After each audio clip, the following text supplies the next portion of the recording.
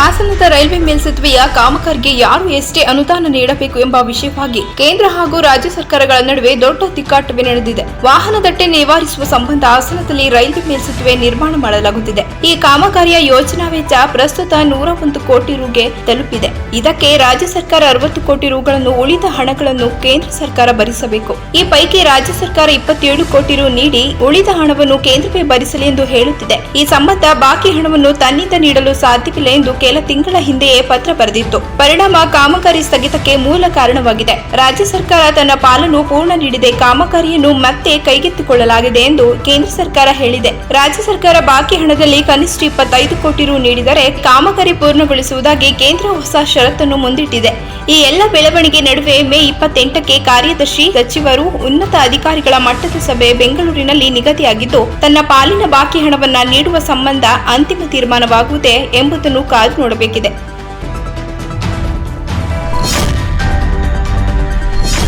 ಪಕ್ಷಕ್ಕೆ ದುಡಿದು ಅರ್ಹರ ಪಟ್ಟಿಯನ್ನು ಹೈಕಮಾಂಡ್ಗೆ ಸಲ್ಲಿಸಿದ್ದೇನೆ. ಈಗಾಗಲೇ ಒಂದು ಸುತ್ತಿನ ಸಭೆ ನಡೆದಿದೆ. ಎಐಸಿಸಿ ಅಧ್ಯಕ್ಷರು ಹಾಗೂ ಇತರರ ಜೊತೆ ಚರ್ಚಿಸಿ ಪಟ್ಟಿ ಅಂತಿಮಗೊಳಿಸಲಾಗುವುದು ಎಂದು ಡಿಸಿಎಂ ಡಿಕೆ ಶಿವಕುಮಾರ್ ತಿಳಿಸಿದರು. ವಿಧಾನ ಪರಿಷತ್ ಟಿಕೆಟ್ ಹಂಚಿಕೆ ವಿಚಾರವಾಗಿ ನವದೆಹಲಿಯಲ್ಲಿ ಮಾತನಾಡಿದ ಅವರು, 300ಕ್ಕೂ ಹೆಚ್ಚು ಆಕಾಂಕ್ಷಿಗಳಲ್ಲಿರುವ ಕಾರಣ ಒಂದಿಷ್ಟು ಜನರಿಗೆ ಅವಕಾಶ ನೀಡಲಾಗಿದೆ. ಎಲ್ಲ ವರ್ಗದವರಿಗೂ ಈ ಬಾರಿ ಅವಕಾಶ ಮಾಡಿಕೊಡಲು ಸಾಧ್ಯವಾಗಿಲ್ಲ. ಪ್ರಾಥಮಿಕವಾಗಿ ಒಂದಿಷ್ಟು ಹೆಸರುಗಳನ್ನು ನಾವು ಸೂಚಿಸಿದ್ದೇವೆ.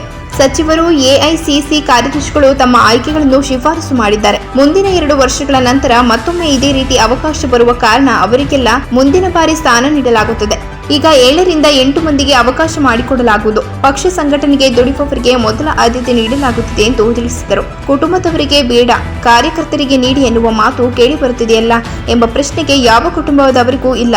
ಶಾಸಕ ಸ್ಥಾನ ಬಿಟ್ಟು ಕೊಟ್ಟ ಕಾರಣಕ್ಕೆ ಒಂದು ಸ್ಥಾನಕ್ಕೆ ಮಾತ್ರ ಈ ಮೊದಲು ಮಾತು ಕೊಟ್ಟಂತೆ ನೀಡಲಾಗುವುದು ಎಂದು ಅವರು, ಯತೀಂದ್ರ ಅವರಿಗೆ ಅವಕಾಶವಿದೆಯೇ ಎಂಬ ಪ್ರಶ್ನೆಗೆ ನಾವು ಕೆಲವರಿಗೆ ಮಾತು ಕೊಟ್ಟಿದ್ದೇವೆ. ಆ ಮಾತಿನಂತೆ ಕೆಲವು ಸಂದರ್ಭದಲ್ಲಿ ನಡೆದುಕೊಳ್ಳಬೇಕಾಗುತ್ತದೆ ಎಂದು ತಿಳಿಸಿದರು. We have 7 + 1, 8 seats which has to be discussed. So preliminarily we have discussed. Our ACC secretaries also have been in the field. They also recommended. Various ministers have recommended their choice, and a lot of more than 300 people are aspirants are there. But we want to give to all section of the society, but we may not give to every section. We will accommodate next time also. When opportunity comes, we will accommodate even next time also. But now only 7-8 people are there. We will try to do justice to people who have worked in the organization.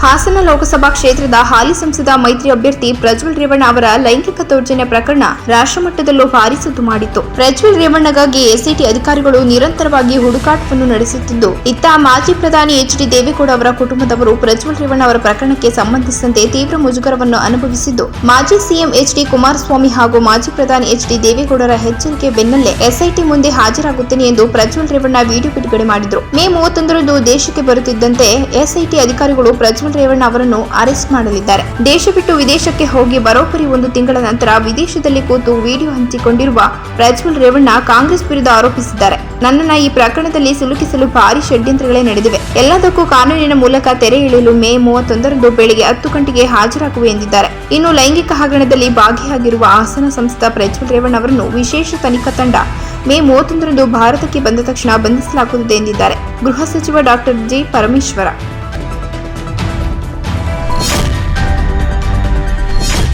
ಲೈಂಗಿಕ ಕಿರುಕುಳ ಪ್ರಕರಣವೊಂದರಲ್ಲಿ ಆರೋಪಿಯಾಗಿದ್ದು, ಕಳೆದ 31 ದಿನಗಳಿಂದ ನಾಪತ್ತೆಯಾಗಿದ್ದ ಪ್ರಜ್ವಲ್ ರೇವಣ್ಣ ಅವರು ಮೇ 31ರಂದು ಬೆಂಗಳೂರಿಗೆ ಆಗಮಿಸುವುದಾಗಿ ಪ್ರಕಟಿಸಿದರ ಬೆನ್ನಲ್ಲೇ ಅವರ ತಾಯಿ ಭವಾನಿ ರೇವಣ್ಣ ಅವರು ಮಧ್ಯಂತರ ಜಾಮೀನಿಗಾಗಿ ಕರ್ನಾಟಕ ಹೈಕೋರ್ಟ್ನಲ್ಲಿ ಮನವಿ ಸಲ್ಲಿಸಿದ್ದು, ಇಂದು ಬೆಳಗ್ಗೆಯಿಂದ ವಿಚಾರಣೆ ನಡೆಯುತ್ತಿದೆ. ಅಂದಹಾಗೆ ಅವರು ಜಾಮೀನು ಅರ್ಜಿ ಸಲ್ಲಿಸಿರುವುದು ಪ್ರಜ್ವಲ್ ರೇವಣ್ಣ ಪರವಾಗಿ ಅಲ್ಲ. ಹಾಸನ ಪೆಂಡ್ರೋ ಪ್ರಕರಣದ ತನಿಖೆಯನ್ನು ನಡೆಸುತ್ತಿರುವ ಎಸ್ಐಟಿ ಕೆಆರ್ ನಗರ ಮಹಿಳೆಯೊಬ್ಬರ ಅಪಹರಣ ಪ್ರಕರಣವನ್ನು ತನಿಖೆ ಮಾಡುತ್ತಿದೆ. ಆ ಹಿನ್ನೆಲೆಯಲ್ಲಿ ಎಸ್ಐಟಿಯು ಅವರಿಗೆ ನೋಟಿಸ್ ಜಾರಿಗೊಳಿಸಿತ್ತು. ಅದರ ಬೆನ್ನಲ್ಲೇ ಭವಾನಿ ರೇವಣ್ಣನವರ ಬಂಧನವಾಗುವ ಸಾಧ್ಯತೆಗಳು ದಟ್ಟವಾಗಿತ್ತು. ಅದೇ ಕಾರಣಕ್ಕಾಗಿ ಭವಾನಿ ರೇವಣ್ಣನವರು ನಿರೀಕ್ಷಣಾ ಜಾಮೀನಿಗಾಗಿ ಅರ್ಜಿ ಸಲ್ಲಿಸಿದ್ದರು. ಭವಾನಿ ರೇವಣ್ಣ ಪರವಾಗಿ ಅರ್ಜಿ ಸಲ್ಲಿಸಿದ ಅವರ ಪರ ವಕೀಲರು ಭವಾನಿ ರೇವಣ್ಣನಿಗೆ ಯಾವ ನಿಯಮದಡಿ ನೋಟಿಸ್ ನೀಡಲಾಗಿದೆ ಎಂಬುದನ್ನು ನೋಟಿಸ್ನಲ್ಲಿ ಸ್ಪಷ್ಟವಾಗಿ ಹೇಳಿಲ್ಲ. ಹಾಗಾಗಿ ಅವರ ಬಂಧನದ ಅವಶ್ಯಕತೆ ಏನಿದೆ ಎಂದು ಗೊತ್ತಾಗುತ್ತಿಲ್ಲ. ಹಾಗಾಗಿ ತಮ್ಮ ಕಕ್ಷಿದಾರರಿಗೆ ಜಾಮೀನು ನೀಡಬೇಕೆಂದು ಕೋರಿದ್ದಾರೆ. ಅಪಹರಣಕ್ಕೀಡಾಗಿರುವ ಮಹಿಳೆಯು ಭವಾನಿ ರೇವಣ್ಣನವರ ಹೆಸರನ್ನು ತಮ್ಮ ಹೇಳಿಕೆಯಲ್ಲಿ ಉಲ್ಲೇಖಿಸಿದ್ದಾರೆ ಎನ್ನಲಾಗಿದ್ದು, ಆ ಕಾರಣದಿಂದಲೇ ಭವಾನಿ ಅವರಿಗೆ ಬಂಧನ ಭೀತಿ ಎದುರಾಗಿದೆ ಎಂದು ಮೂಲಗಳು ತಿಳಿಸಿವೆ. ಬೆಲೆ ಏರಿಕೆಯಿಂದಾಗಿ ಜನರು ಈಗಾಗಲೇ ರೋಸಿ ಹೋಗಿದ್ದಾರೆ. ಈ ಮಧ್ಯೆ ತರಕಾರಿಗಳ ಬೆಲೆ ವಾರದಿಂದ ವಾರಕ್ಕೆ ಆಗುತ್ತಿದ್ದು ಗ್ರಾಹಕರಿಗೆ ಶಾಕ್ ನೀಡುತ್ತಿದೆ. ಬೆಂಗಳೂರಿನಲ್ಲಿ ತರಕಾರಿಗಳ ಬೆಲೆ ದಿನದಿಂದ ಏರಿಕೆಯಾಗುತ್ತಿದೆ. ಕೆಜಿಗೆ 20 ರು ಇದ್ದ ತರಕಾರಿಗಳ ಬೆಲೆ ಈಗ ಬರೋಬ್ಬರಿ 80 ರು ಗಡಿ ದಾಟಿವೆ. ಈ ಬಾರಿ ಬಿಸಿಲಿನ ಪ್ರಮಾಣ ಹೆಚ್ಚಾಗಿದ್ದರಿಂದ ಮತ್ತು ಮಳೆ ಕೊರತೆಯಿಂದ ಹೆಚ್ಚಿನ ಪ್ರಮಾಣದಲ್ಲಿ ಫಸಲು ಬಂದಿಲ್ಲ. ಈ ಮಧ್ಯೆ ಕಳೆದ ಒಂದು ವಾರದಿಂದ ಅಕಾಲಿಕವಾಗಿ ಮಳೆ ಬರುತ್ತಿದ್ದು ಬೆಳೆ ಹಾಳಾಗುತ್ತಿದೆ. ಹೀಗಾಗಿ ಬರುವ ಅಲ್ಪ ತರಕಾರಿಗಳಿಗೆ ಹೆಚ್ಚಿನ ಬೆಲೆ ನಿಗದಿ ಮಾಡಿ ಮಾರಾಟ ಮಾಡಲಾಗುತ್ತಿದೆ. ಮುಂದಿನ ದಿನಗಳಲ್ಲಿ ಸರಿಯಾಗಿ ಮಳೆಯಾಗುತ್ತಿದ್ದರೆ ತರಕಾರಿಗಳ ಬೆಲೆ ಮತ್ತಷ್ಟು ಏರಿಕೆಯಾಗುವ ಸಾಧ್ಯತೆ ಇದೆ. ಕ್ಯಾರೆಟ್ 80, ಬೀನ್ಸ್ 220, ನವಿಲುಕೋಸು 60, ಬದನೆಕಾಯಿ 70, ದಪ್ಪ ಮೆಣಸಿನಕಾಯಿ 65, ಬಟಾಣಿ 180, ಬೆಂಡೆಕಾಯಿ 66, ಟೊಮ್ಯಾಟೊ 30, ಆಲೂಗೆಡ್ಡೆ 56, ಶುಂಠಿ 180, ಕೊತ್ತಂಬರಿ 100ರ ಗಡಿ ದಾಟಿವೆ ಎನ್ನಲಾಗಿದೆ. ಹೊಸ ಬೆಳೆ ಬರುವವರೆಗೂ ಬೆಲೆ ಹೀಗೆ ಮುಂದುವರಿಯಲಿದೆ. ಆದರೆ ತರಕಾರಿಗಳ ಬೆಲೆ ಕೇಳಿ ಗ್ರಾಹಕರು ಖರೀದಿಗೆ ಹಿಂದೇಟು ಹಾಕುತ್ತಿದ್ದಾರೆ. 1 ಕೆಜಿ ಖರೀದಿಸುವವರು ಅರ್ಧ ಕೆಜಿ ಖರೀದಿ ಮಾಡುತ್ತಿದ್ದಾರೆ. ವ್ಯಾಪಾರ ತುಂಬಾ ಕಡಿಮೆಯಾಗಿದೆ ಎಂದು ವ್ಯಾಪಾರಸ್ಥರು ಹೇಳಿದ್ದಾರೆ. ಇನ್ನು ವಿಜಯನಗರ ಸೇರಿದಂತೆ ನಗರದ ವಿವಿಧೆಡೆ 1 ಕಟ್ಟು ನಾಟಿ ಕೊತ್ತಂಬರಿ ಸೊಪ್ಪು ಬರೋಬ್ಬರಿ 100 ರೂಪಾಯಿಗೆ ಮಾರಾಟವಾಗುತ್ತಿದೆಯಂತೆ. ಈ ಮಧ್ಯೆ ಸೌತೆಕಾಯಿ ಹಾಗೂ ಲಿಂಬೆಹಣ್ಣಿನ ಬೆಲೆ ಕೂಡ ವಿಪರೀತ ಜಾಸ್ತಿಯಾಗಿ ಹೋಗಿದೆ. ತರಕಾರಿ ಬೆಲೆ ನಿಯಂತ್ರಣದ ಬಗ್ಗೆ ಸರ್ಕಾರ ಗಮನ ಹರಿಸಬೇಕು ಎಂದು ಗ್ರಾಹಕರು ಆಗ್ರಹಿಸಿದ್ದಾರೆ.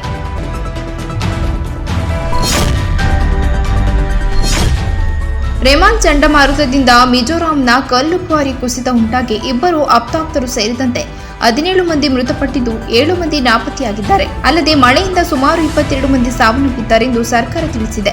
ಇಂದು ಕೇರಳ, ಅರುಣಾಚಲ ಪ್ರದೇಶ, ಅಸ್ಸಾಂ, ಮೇಘಾಲಯ, ನಾಗಾಲ್ಯಾಂಡ್, ಮಣಿಪುರ, ಮಿಜೋರಾಂ, ತ್ರಿಪುರಾ, ಪಶ್ಚಿಮ ಬಂಗಾಳ ಮತ್ತು ಸಿಕ್ಕಿಂನ ಪ್ರತ್ಯೇಕ ಸ್ಥಳಗಳಲ್ಲಿ ಭಾರೀ ಮಳೆ ಬೀಳಲಿದೆ ಎಂದು ಭಾರತೀಯ ಹವಾಮಾನ ಇಲಾಖೆ ತಿಳಿಸಿದೆ. ಅರುಣಾಚಲ ಪ್ರದೇಶ, ಅಸ್ಸಾಂ, ಮೇಘಾಲಯ, ನಾಗಾಲ್ಯಾಂಡ್, ಮಣಿಪುರ, ಮಿಜೋರಾಂ, ತ್ರಿಪುರಾ, ಉಪ ಹಿಮಾಲಯ, ಪಶ್ಚಿಮ ಬಂಗಾಳ, ಸಿಕ್ಕಿಂ ಮತ್ತು ಲಕ್ಷದ್ವೀಪಗಳಲ್ಲಿ ಗುಡುಗು ಸಹಿತ ವ್ಯಾಪಕ ಮಳೆಯಾಗುವ ಸಾಧ್ಯತೆ ಇದೆ. ಗಂಗಾ ನದಿ ಪಶ್ಚಿಮ ಬಂಗಾಳ ಮತ್ತು ಕರಾವಳಿ ಕರ್ನಾಟಕದ ಮೇಲೆ ಚದುರಿದ ಮಳೆಯಾಗಬಹುದು ಎಂದು ಮಾಹಿತಿ ನೀಡಿದೆ. ಕರ್ನಾಟಕದ ಒಳಭಾಗಗಳಲ್ಲಿ ಗುಡುಗು ಸಹಿತ ಪ್ರತ್ಯೇಕ ಮಳೆಯಾಗಲಿದ್ದು ಇಂದು ಬೆಂಗಳೂರು ಸೇರಿ ಕರ್ನಾಟಕದ 16ಕ್ಕೂ ಅಧಿಕ ಜಿಲ್ಲೆಗಳಲ್ಲಿ ಮಳೆಯಾಗಲಿದೆ ಎಂದು ಹವಾಮಾನ ಇಲಾಖೆ ಮುನ್ಸೂಚನೆ ನೀಡಿದೆ. ಉತ್ತರ ಕನ್ನಡ, ದಕ್ಷಿಣ ಕನ್ನಡ, ಉಡುಪಿ, ಬೆಳಗಾವಿ, ಧಾರವಾಡ, ಹಾವೇರಿ, ಬೆಂಗಳೂರು ಗ್ರಾಮಾಂತರ, ಬೆಂಗಳೂರು ನಗರ, ಚಾಮರಾಜನಗರ, ಚಿಕ್ಕಮಗಳೂರು, ಹಾಸನ, ಕೊಡಗು, ಮೈಸೂರು, ರಾಮನಗರ, ಶಿವಮೊಗ್ಗದಲ್ಲಿ ಮಳೆಯಾಗಲಿದೆ ಎಂದು ಭಾರತೀಯ ಹವಾಮಾನ ಇಲಾಖೆ ಐಎಂಡಿ ಮಾಹಿತಿ ನೀಡಿದೆ.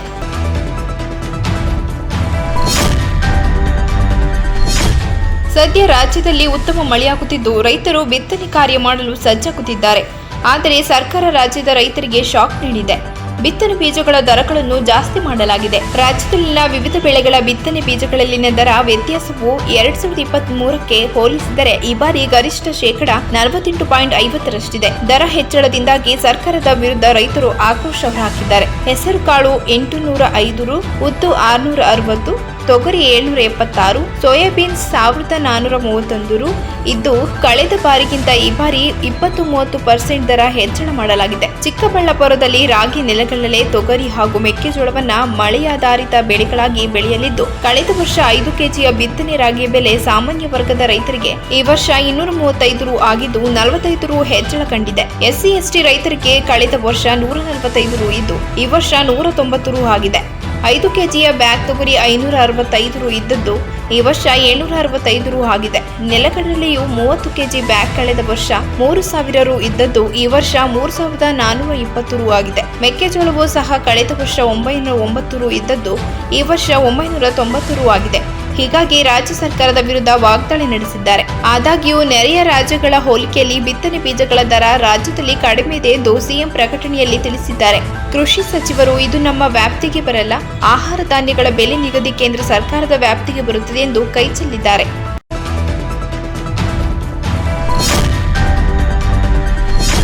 ಏಳನೇ ಹಂತದ ಪ್ರಚಾರದ ಕೊನೆಯ ದಿನವಾದ ಮೇ 30ರಂದು ಪ್ರಧಾನಿ ನರೇಂದ್ರ ಮೋದಿ ತಮಿಳುನಾಡಿನ ಕನ್ಯಾಕುಮಾರಿಗೆ ಆಧ್ಯಾತ್ಮಿಕ ಪ್ರವಾಸ ಕೈಗೊಳ್ಳಲಿದ್ದಾರೆ.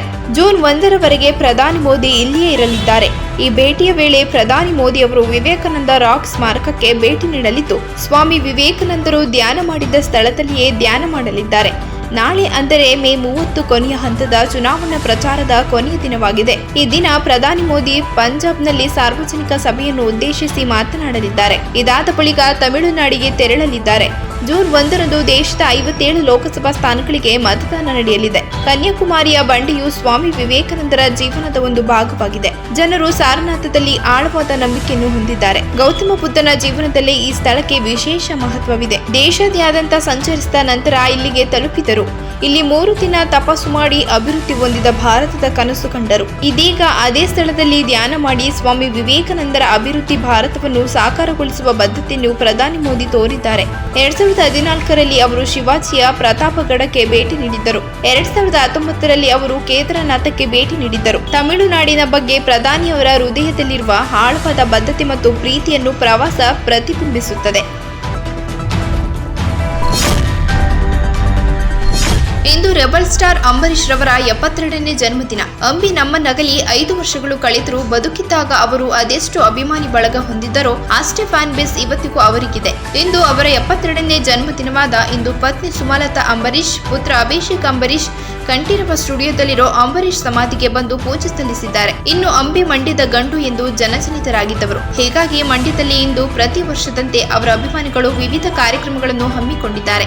ಅಂಬಿ ಹುಟ್ಟು ಹಬ್ಬದ ಪ್ರಯುಕ್ತ ಮಧ್ಯಾಹ್ನ 3 ಗಂಟೆಗೆ ಮಂಡ್ಯದ ಎಲ್ಲೆಡೆ ಅಂಬಿ ಜನ್ಮ ಜಯಂತಿ ಕಾರ್ಯಕ್ರಮ ಆಯೋಜಿಸಲಾಗಿದೆ. ಅಂಬರೀಶ್ ಹೆಸರಿನಲ್ಲಿ ಹಲವು ಗಣ್ಯರಿಗೆ ಪ್ರತಿಭಾ ಪುರಸ್ಕಾರವನ್ನು ಹಮ್ಮಿಕೊಳ್ಳಲಾಗಿದೆ. ನಮ್ಮೆಲ್ಲರ ಅಚ್ಚುಮೆಚ್ಚಿನ ಸಹೃದಯ ರೆಬಲ್ ಸ್ಟಾರ್ ಅಂಬರೀಶ್ ಅಪ್ಪಾಜಿಯವರ ಹುಟ್ಟುಹಬ್ಬದ ಪ್ರಯುಕ್ತ ಈಗಾಗಲೇ ಅಪಾರ ಅಭಿಮಾನಿಗಳು ಕಂಠೀರವ ಸ್ಟುಡಿಯೋದಲ್ಲಿರುವ ಸಮಾಧಿ ಬಳಿ ಜಮಾಯಿಸಿದ್ದಾರೆ. ಅಂಬಿ ಹುಟ್ಟುಹಬ್ಬದ ಅಂಗವಾಗಿ ನೆಚ್ಚಿನ ಪತಿಯನ್ನು ನೆನೆದು ಸುಮಲತಾ ಅಂಬರೀಶ್ ಅವರು ಭಾವುಕರಾಗಿ ಪೋಸ್ಟ್ ಮಾಡಿದ್ದಾರೆ. ನೀವು ಸದಾ ನೆನಪಾಗುತ್ತೀರಿ. ನಿಮ್ಮನ್ನು ನೆನಪು ಮಾಡಿಕೊಂಡಾಗಲೆಲ್ಲ ಮುಖದಲ್ಲಿ ನಗು ಮೂಡುತ್ತದೆ.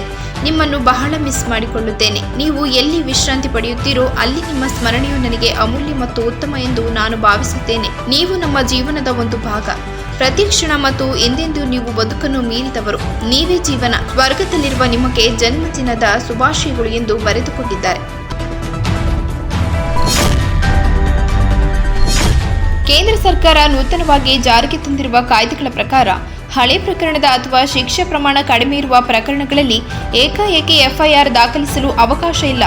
ದೂರು ಸ್ವೀಕರಿಸಿ ಮಾಹಿತಿ ಕಲೆ ಹಾಕಲು 14 ದಿನಗಳ ಕಾಲಾವಕಾಶ ನೀಡಲಾಗಿದ್ದು, ಒಂದು ವೇಳೆ ಮೇಲ್ನೋಟಕ್ಕೆ ಕೃತಿ ಸಾಬೀತಾಗಿದ್ದರೆ ಮಾತ್ರ ಎಫ್ಐಆರ್ ದಾಖಲಾಗಿಸಬಹುದು ಎಂದು ಹೈಕೋರ್ಟ್ ವಕೀಲ ಆರ್.ಎಂ. ಮಲ್ಲಿಕಾರ್ಜುನ್ ಸ್ಪಷ್ಟಪಡಿಸಿದ್ದಾರೆ. ಜೂನ್ 1ರಿಂದ ಭಾರತೀಯ ತಂಡ ಸಮಿತಿ ಐಪಿಸಿ ಬದಲು ಭಾರತೀಯ ನ್ಯಾಯ ಸಮಿತಿ ಬಿಎನ್ಎಸ್ ಜಾರಿಯಾಗುತ್ತಿದೆ. ಅದರ ಜೊತೆ ಭಾರತೀಯ ನಾಗರಿಕ ಸುರಕ್ಷಾ ಸಮಿತಿ ಹಾಗೂ ಭಾರತೀಯ ಸಾಕ್ಷ್ಯ ಕಾಯ್ದೆಯೂ ಕೂಡ ಜಾರಿಗೆ ಬರುತ್ತಿದ್ದು, ಈ ಬಗ್ಗೆ ಬೆಂಗಳೂರಿನಲ್ಲಿ ಆಯೋಜಿಸಿದ 3 ವರ್ಷ ಕಾನೂನುಗಳ ಪರಿಚಯ ವಿಶೇಷ ಕಾರ್ಯಕ್ರಮದ ಕಾರ್ಯಾಗಾರದಲ್ಲಿ ಅವರು ಮಾಹಿತಿ ನೀಡಿದರು. ಹೊಸ ಕಾಯ್ದೆಗಳ ಪ್ರಕಾರ ದೂರುದಾರರ ಜೊತೆಯಲ್ಲಿ ಆರೋಪಿಗೂ ಕೃತ್ಯದ ಬಗ್ಗೆ ವಿವರಣೆ ನೀಡಲು ಅವಕಾಶ ಕಲ್ಪಿಸಲಾಗಿದೆ. ದೇಶದ ಯಾವುದೇ ಭಾಗದಲ್ಲಿ ಕೃತಿ ನಡೆದರೆ ಠಾಣೆ ಮಿತಿ ಇಲ್ಲದೆ ಸಮೀಪದ ಠಾಣೆಗೆ ದೂರು ಕೊಡಲು ಹೊಸ ಕಾಯ್ದೆ ಅವಕಾಶ ನೀಡಿದೆ. ಪ್ರಕ್ರಿಯೆಯನ್ನ ವಿಡಿಯೋ ಚಿತ್ರೀಕರಣ ಮಾಡುವುದನ್ನು ಕಡ್ಡಾಯಗೊಳಿಸಲಾಗಿದೆ. ದೋಷಾರೋಪ ಪಟ್ಟಿ ಸಲ್ಲಿಸಿದ ನಂತರ ಪ್ರಕರಣ ಇತ್ಯರ್ಥಪಡಿಸಲು ನ್ಯಾಯಾಲಯಗಳಿಗೂ ಮಿತಿ ನಿಗದಿಪಡಿಸಲಾಗಿದೆ. ಪ್ರತಿ ನಾಗರಿಕರಿಗೂ ನ್ಯಾಯ ಒದಗಿಸಲು ಕೇಂದ್ರ ಸರ್ಕಾರ 3 ಹೊಸ ಕಾನೂನು ಜಾರಿಗೊಳಿಸಿದ್ದು, ಜುಲೈ 1ರಿಂದ ದೇಶದಾದ್ಯಂತ ಅನುಷ್ಠಾನಗೊಳ್ಳಲಿದೆ.